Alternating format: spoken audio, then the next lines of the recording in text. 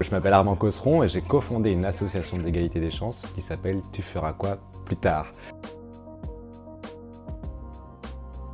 Tu feras quoi plus tard, c'est une association qu'on a créée en 2021. On est 3 cofondateurs dans cet asso et la vision qu'on porte, c'est celle d'une société beaucoup plus inclusive où chacun peut être accepté pour ses différences, pour son parcours, pour ses origines, parce que dès lors où on arrive à construire une telle société, ça devient plus évident de faire face aux défis qu'on traverse en ce moment, à savoir la transition énergétique, la crise sanitaire, les enjeux géopolitiques.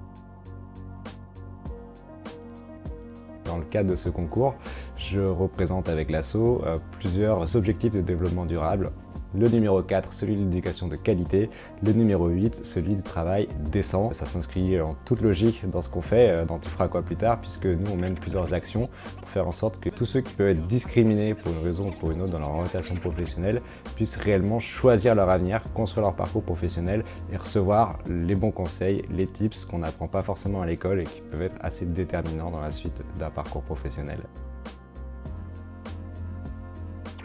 Concrètement, Tu feras quoi plus tard, on déploie plusieurs actions pour lutter contre l'orientation subie, des contenus sur les réseaux sociaux, à travers des vidéos, des podcasts, des carousels pour que chacun puisse accéder à des conseils. Et surtout, on déploie des programmes d'accompagnement directement dans les territoires isolés, auprès des décrocheurs scolaires, auprès de personnes en situation de handicap pour leur apporter ces conseils et construire sur mesure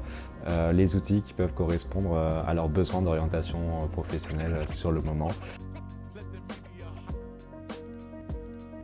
Dans le cadre du concours, sur les différents types de design sur lesquels vous pouvez travailler, moi je suis très curieux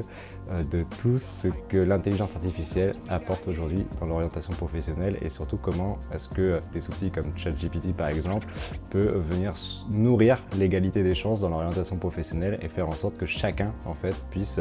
accéder à des conseils d'orientation et surtout à des ressources fiables. Moi je vous souhaite le meilleur pour ce concours, je suis sûr que vous êtes très brillants dans vos équipes, je suis sûr que vous avez plein de créativité, d'imagination, que vous allez pouvoir trouver des solutions pour répondre à ce challenge. Et en attendant, si jamais vous avez le temps, vous pouvez retrouver des actions de Tu feras quoi plus tard sur Instagram, sur TikTok, sur LinkedIn, enfin bref, sur les réseaux sociaux. Bon courage et à très bientôt.